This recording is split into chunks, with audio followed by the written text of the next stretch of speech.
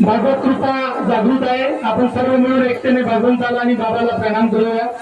भगवान बाबा हनुमान जी को प्रणाम। महान त्यागी बाबा जुमदेव जी को प्रणाम। परमात्मा एक परमपूज्य परमात्मा एक सेवक मंडळ भगवंताचे उगमस्थान आणि बाबांचे निवासस्थान पिंपरी नागपूर ग्रामीण बहुउद्देशीय संस्था उमरेड संस्थेच्या वतीने आज नवताळा या गावी बाबांचे सेवक गुरुदास भाऊ छापेकर यांच्या निवासस्थानी एका भगवंताचे नवे अभंकार्य नुकतेच पार पडले आणि त्यानिमित्त चर्चा बैठकीला सुरुवात झालेली आहे। या चर्चा बैठकीला सृष्टीचे विधाता जगाचे पालन करता सौ भगवान बाबा हनुमानजी उपस्थित आहेत। भगवंताला माझा कोटी कोटी प्रणाम। तसेच अंधश्रद्धेतून लिप्त करणारे आणि व्यसनातून मुक्त करणारे मानव धर्माचे संस्थापक आणि मासेवकांचे सद्गुरू महान त्यागी बाबा जुमदेवजी सुद्धा या चर्चा बैठकीला उपस्थित आहेत। बाबांना सुद्धा माझा कोटी कोटी प्रणाम। तसेच बाबाच्या भगवत कार्याला वेळोवेळी साथ देणाऱ्या आणि प्रत्येक सुखदुःखात बाबांच्या पाठीशी खंबीरपणे उभा राहणाऱ्या आम्हा सगळ्यांच्या लाडक्या वाराणसी आई सुद्धा या चर्चा बैठकीला उपस्थित आहे। आईला सुद्धा माझा कोटी कोटी प्रणाम। आदरणीय मंच सर्व सेवक सेविका आणि बालगोपाल सगळ्यांना माझा आदरपूर्वक नमस्कार। बघा, आपण सर्व सेवक दुःखामुळे या मार्गात आलो। आपल्या जीवनात जर दुःख आले नसते तर आपल्याला या मार्गाची रूपरेषा कळली नसती आणि माणूस म्हणून जगण्याची आपल्याला संधी मिळाली नसती। तर त्या दुःखाला धन्यवाद की त्या दुःखामुळे आपल्याला मार्ग देण्याचा एक चान्स मिळाला आणि बाबांनी सुंदर असा मार्ग दिला आणि त्यामुळे आपल्याला माणूस बनवून जगता आलं। त्याच्या अगोदर आपण सैरावर पडत होतो। आपण जगावं कसं, आपलं आचरण कसं असावं हे आपल्याला कधी कळलंच नव्हतं। ज्या परमेश्वराला आपण जगांमध्ये ढूंढत होतो, मूर्त्यांमध्ये ढूंढत होतो, ते आपल्यावरती परमेश्वर आपल्यामध्ये विराजमान आहे हे आपल्याला या मार्गामध्ये आल्यानंतरच कळालं आणि परमेश्वरांनी आपल्यावर दया केली, आपलं दुःख दूर केलं।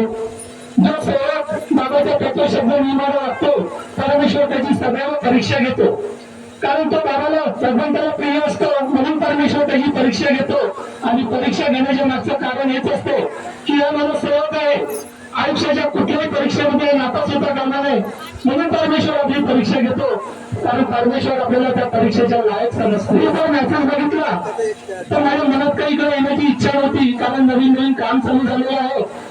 दुसऱ्या दिवशी रविवार भेटलो, रविवार मध्ये उद्या आम्हाला चालता का, तयारी आहे का, तर म्हणलं भाई बघू। आणि त्या दिवशी रात्री माझ्या डोक्यामध्ये विचार आला, म्हणजे कालच, म्हणजे ज्या परमेश्वराच्या कृपेने आज मी सुखी समाधानी झालो आहे, त्या परमेश्वराने वेळोवेळी माझी जोडी आनंदाने भरून दिली आहे। त्या परमेश्वराच्या कार्याला जाण्यासाठी मी एवढा विचार का बरं करत आहे। परमेश्वराने माझे दुःख दूर केले, परमेश्वराला जे मागितलं ते परमेश्वराने मला दिलं आणि त्या भगवत कार्याला जाण्यासाठी का बरं विचार करायचा असा माझ्या मनात विचार आला आणि परमेश्वरी कार्याला जायचं असं मनामध्ये विचार केला आणि रविवार शब्द दिला की मी उद्या येणार। पण बघा, परमेश्वर आपली परीक्षा बघतो। असं झालंय की माझ्या कॅन्टीन मध्ये माझ्या बरोबरीने कॅन्टीन सांभाळणाऱ्या या ताई साहेब आहेत, त्यांना ताप आला। मला विचार आला की मला भगवत कार्याला जायचं आहे आणि त्यांना ताप आलाय। माझ्या कॅन्टीन मध्ये 5 माणसं, 4 बाया, 9 लोक काम करतात आणि आम्ही 2, 11 असे 11 लोक एका कॅन्टीन मध्ये काम करतो। तर त्यापैकी जे मुख्य सांभाळणार तेच जर व्यक्ती बिमार पडले तर मी कसं करणार, भगवत कार्याला कसं जाणार। आणि त्या 1 दिवसानंतर पुन्हा अशी बातमी मिळाली की कंपनीचे मालक आज येणार आहे। म्हणजे परमेश्वरा, आजच माझी परीक्षा पाहिजे होती की त्यांना ताप आला आणि कंपनीचे मालक सुद्धा आज येणार आहेत, मी कसं करू। माझं मन खूप विचलित होतं। तिथल्या काही साहेबांशी बोललो तर ते मला म्हणाले, एक काम करा, तुम्ही भगवत कार्याला जा, आम्ही सगळं सांभाळू। तरी मन मानत नव्हतं, कारण 1 आठवड्यात झालं माझं नवीन काम चालू झालेलं आहे। नाही विचार येत होता। मग रविभाऊला फोन लावला, रविभाऊला सांगितलं की कंपनीचे मालक येणार आहेत आणि आज पहिल्यांदा त्याची माझी भेट होणार आहे आणि ताईला सुद्धा ताप आलेला आहे, तर कसं काय करायचं। तर रविभाऊकडे विचारात पडले आणि त्यांनी मला म्हटलं की परमेश्वरावर सर्व भार सोपव आणि कार्यक्रमाला ये। त्यांचं शब्दाचं पालन केलं, परमेश्वराला शब्द दिला की परमेश्वरा मी तुमच्या कार्याला चाललोय, माझा धंदा तुम्ही सांभाळा। परमेश्वरा, तुमची साथ असली तर माझ्या धंद्यात कसलीही समस्या निर्माण होणार नाही। आणि त्या परमेश्वराला शब्द देऊन या भगवत कार्याला आलो आणि सेवक बंधूंना सगळं काही सुरळीत चालू आहे. मी फोन केला, सुरळीत काही प्रॉब्लेम नाही आणि सगळं व्यवस्थित चालू. अशी आपल्या भगवंताची कृपा असते. परमेश्वरावर विश्वास ठेवून बेइच्छा कुठल्याही कार्याला जा, परमेश्वर तुमच्या कार्यात कुठलीही अडचण येऊ देणार नाही. म्हणजे तुम्हाला एक अनुभव सांगतो. माझ्या कॅन्टीन बाई काम करते. ती बाई अनेकांमध्ये आहे.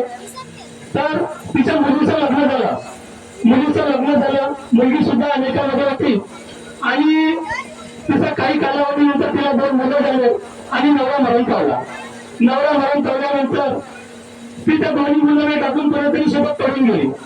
आता ते मुलं अनाथ झाले तर त्या दोन्ही नातवांचा सांभाळ केला आणि त्या मुलांना लहानाचं मोठं करत आहे.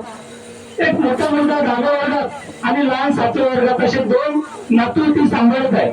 तर झालं काय, त्या 15 दिवसाच्या अगोदर मोठा नातू आपल्या आजोबांची 2 व्हीलर घेऊन मार्केटला गेला आणि मार्केटला जाता जाता त्याचा खूप जोराचा ऍक्सिडेंट झाला. ऍक्सिडेंट एवढा जोरात झाला की त्याचा एक साईड चेहऱ्याचा गंभीर दुखापत झाली आणि डोळ्याला खूप मार लागला. नागपूरला चांगल्या स्पेशालिस्ट कडे नेलं, ट्रीटमेंट झाली. आय स्पेशालिस्ट जे असतात डोळ्यांचे डॉक्टर, त्यांनी ट्रीटमेंट केली आणि त्याचे आजोबा हॉस्पिटलमध्ये होते आणि ती बाई 1-2 दिवस हॉस्पिटलमध्ये राहून नंतर मग कॅन्टीन मध्ये आली. कारण तिला माहित होतं की इथे सुद्धा कामाची गरज आहे. आणि कॅन्टीन मध्ये काम करत असताना, पोळ्या करत असताना तिला फोन आला तिच्या पतिदेवाचा की डॉक्टर साहेबांनी मला कॅबिन मध्ये बोलवलंय आणि डॉक्टर साहेबांनी म्हटलंय की डोळा खूप खराब झालेला आहे, डोळा काढून फेकावा लागेल. ती पोळ्या करता रडायला लागली आणि माझ्याकडे पाहून आणखी रडायला लागली. म्हणून अशा काही काय झालंय, म्हणते माझ्या पतीचा फोन आलाय, मला काय की नातवाचा डोळा काढून फेकावा लागेल. खूप वाईट वाटलं, ते ऐकून मला वाईट वाटलं आणि माझ्या मुखातून शब्द निघले की अशा काही रडू नका, भगवंत आहे ना, असे शब्द माझ्या मुखातून निघाले आणि प्रेमाने तिच्या डोक्यावर हात फिरवला, म्हटलं रडू नका. आणि झालं काय, म्हटलं तुम्हाला जायचं असेल तर तुम्ही जाऊ शकता दवाखान्यामध्ये, कारण तिचं मन कामात लागणार नाही हे मला माहित होतं. तर म्हणते हो सर मी लवकर जातो. ती लवकर निघून गेली आणि 2-3 दिवस तिने सुट्ट्या घेतल्या आणि डॉक्टरांनी सांगितलं पुन्हा परत एक चांगल्या स्पेशालिस्ट कडे नेलं. त्यांनी सुद्धा सगळ्या प्रकारची ट्रीटमेंट केली आणि सगळं सोनोग्राफी एक्सरे जे काही असतात ते सगळं MR वगैरे केलं आणि त्यामध्ये डॉक्टरने सांगितलं की डोळा काढल्या बिना पर्याय नाही, डोळा हा खराब झालेला आहे, डोळा काढून फेकावा लागेल. तर त्या आशाबाई पाटीलच्या ज्या आई आहेत त्या परमात्मा एक मार्गामध्ये होत्या. त्या परमात्मा एक मार्गात होत्या म्हणजे त्या मुलाच्या आजीची आई ती काय म्हणते, ती सुद्धा भेटायला गेली. ती आपल्या मुलीला म्हणते की तू जर म्हणशील तर मी भगवंताचा तीर्थ बनवून देऊ का, कारण त्या आशाबाई पाटीलला परमात्मा एक मार्गाची रूपरेषा माहित होती. तिने म्हटलं आई ठीक आहे, पण बघा जर समजा या मुलाला आराम झाला तर परमात्मा एक मार्गाचा स्वीकार करावा लागेल.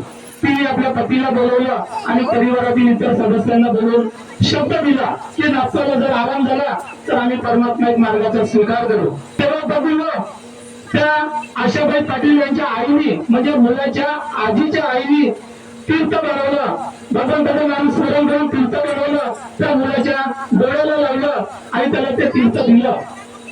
ती सांगत होती की एका तासात 3 वेळा तीर्थ दिलं आणि असं तिने 3 दिवस कंटिन्यू त्या मुलाला तीर्थ दिलं. आणि 4थ्या दिवशी परत त्या मुलाची ट्रीटमेंट झाली.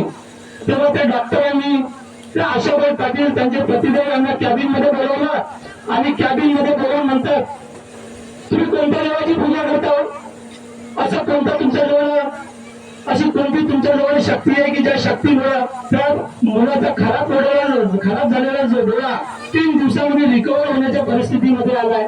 आशाबाई हसल्या आणि म्हणाला की तो भगवंतांच्या आत्म्यात विराजमान आहे, त्या परमेश्वराने माझ्या नातवाला बघण्याचा दृष्टिकोन दिलाय, त्याचा डोळा बरा गेला. सेवक बंधूंनो, या मानव धर्माच्या शाळेमध्ये खोटं बोलणार नाही. आता घडलेला फक्त 1 महिन्यातला ताजा अनुभव आहे. त्या मुलाचा डोळा काढण्याची गरज पडली नाही आणि त्या तीर्थाने त्या मुलाच्या डोळ्याला आराम झाला, मुलाला दिसत आहे आणि काल तो मुलगा डिस्चार्ज सुद्धा होणार होता. बघा या मार्गामध्ये परमेश्वराची कृपा किती जागृत आहे. चला एवढंच बोलतोय आणि माझ्या शब्दांना विराम देतो. सगळ्यांना माझा नमस्कार.